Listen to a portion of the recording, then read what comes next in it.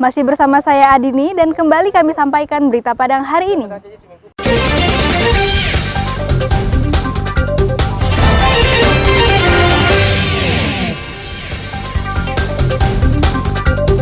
Tiga kali keluar masuk penjara, bukan masalah bagi Edo. Pengangguran ini kembali mencuri. Penjaga sekolah pemilik ganja 36 paket dipecat dari pekerjaannya. Warga Kabupaten Solok malu dengan ulah Wakil Ketua DPRD yang ditangkap karena memiliki sabu-sabu.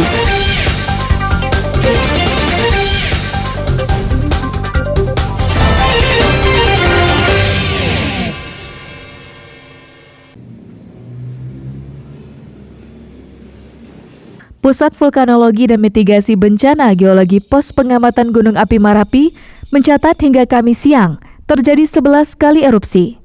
Dari seluruh letusan yang teramati secara visual, ketinggian kolom abu tertinggi terjadi pada pukul 10.58 waktu Indonesia Barat, mencapai 1.000 meter dan mengarah ke timur-timur laut.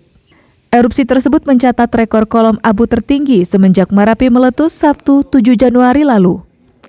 Hingga kini letusan Gunung Api Marapi yang terletak di Kabupaten Agam dan Kabupaten Tanah Datar tersebut belum mengganggu aktivitas penerbangan. Warning tetap kita keluarkan ya, dalam artian kalau masih ketinggian antara 300 sampai 500 meter belum mengganggu. Namun kalau intensitas masih terus meningkat melebihi 1.000 meter di atas puncak, kita memberikan warning lebih intens setiap event kejadian. Menurut informasi, jalur penerbangan Padang Batam atau Padang Kuala Lumpur melewati ruang udara di sekitar Gunung Merapi. Pos Gunung Api akan menginformasikan otoritas penerbangan jika ketinggian abu lebih dari 1.000 meter. Informasi ini akan digunakan oleh otoritas penerbangan sebagai dasar untuk menerbitkan NOTAM, Notice for Airmen, atau peringatan bagi pilot. Dina Amrina melaporkan dari Kabupaten Agam.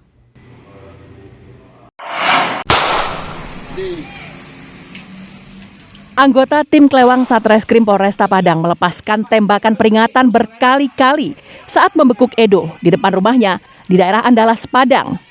Hal itu dilakukan agar Edo tak lagi meronta. Nyali pengangguran ini ciut saat mendengar tembakan tersebut. Apalagi mendengar ancaman polisi akan menembaknya. Edo ditangkap karena mencuri di rumah kos yang banyak di sekitar tempat tinggalnya. Sasarannya adalah barang-barang elektronik yang mudah dijual, seperti telepon genggam dan laptop. Usai mencuri, Edo tak langsung menjualnya, tapi menunggu hingga beberapa hari. Jika aman, maka barang itu dilegonya kepada orang yang berminat. Seminggu lalu, Edo beraksi di sebuah rumah kos di daerah Kubu Dalam dan meraup sebuah telepon genggam. Tapi tak bisa menikmati hasilnya, karena sebelum dijual, polisi telah menangkapnya. Aksinya terekam kamera pengintai. Dengan bekal rekaman tersebut, petugas langsung mengenalinya dan membekuk Edo di rumahnya. Maklum, bagi tim Klewang, Edo bukanlah pemain baru. Dalam 5 tahun terakhir, Edo telah 3 kali berurusan dengan polisi. Modus dan sasarannya juga tak berubah, rumah kos, gawai, dan barang elektronik. Yang mana tersangka telah melakukan pencurian di wilayah Kota Padang. Mana tersangka berjalan ke rumah kos tengah malam.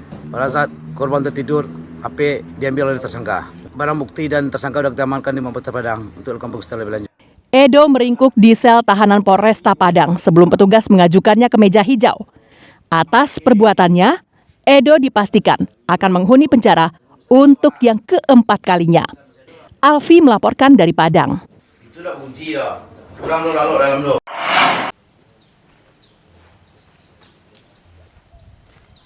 Menyikapi penangkapan penjaga sekolah yang menyimpan 36 paket ganja di gudang Sekolah Dasar Negeri 18 dan Sabaris, Dinas Pendidikan Kabupaten Padang Pariaman segera memecatnya. Kepala Dinas Pendidikan menilai, kepala sekolah tidak jeli menerima residivis itu sebagai penjaga sekolah. Kejadian ini disorot masyarakat dengan sinis karena telah mencoreng dunia pendidikan. Tindakan Alwi seolah menegaskan jika narkotika di Padang Pariaman telah merasuk ke dunia pendidikan. Ya bisa saja mungkin pihak sekolah tidak tahu karena mungkin kepala sekolahnya baru atau kemana. Jadi bisa jadi hal itu katakanlah kekilafan oleh sekolah sehingga tidak terperhatikan secara mendalam mengenai kondisi kepribadian dari penjaga sekolah tersebut. Satres Narkoba Polres Padang Pariaman sedang mengembangkan kasus ini dan tidak tertutup akan adanya pengedar lain yang menjadi jaringannya di Kecamatan Nansabaris.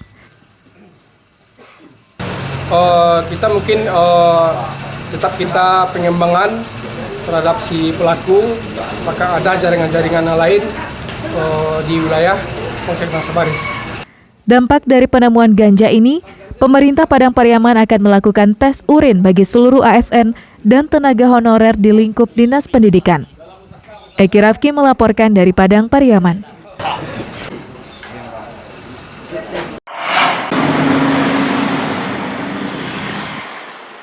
Warga di Kabupaten Solo sangat prihatin dan menyayangkan wakil ketua DPRD Kabupaten ini ditangkap karena tersangkut kasus narkoba. Menurut mereka, seharusnya wakil rakyat seperti Luki Effendi memberikan contoh yang baik kepada masyarakat, bukannya mempertontonkan tindakan yang tak elok. Sebagai pandangan saya sebagai masyarakat disayangkan terlibatnya kasus narkoba. Kan gitu. Masalahnya dia seorang pejabat. Ya. Nah, itu yang disayangi. Kalau pendapat saya, ya begitu. Masalahnya seorang pejabat juga dicari contoh yang baik. Kalau dari segi material, segi pendidikan, segi agama sangat buruk.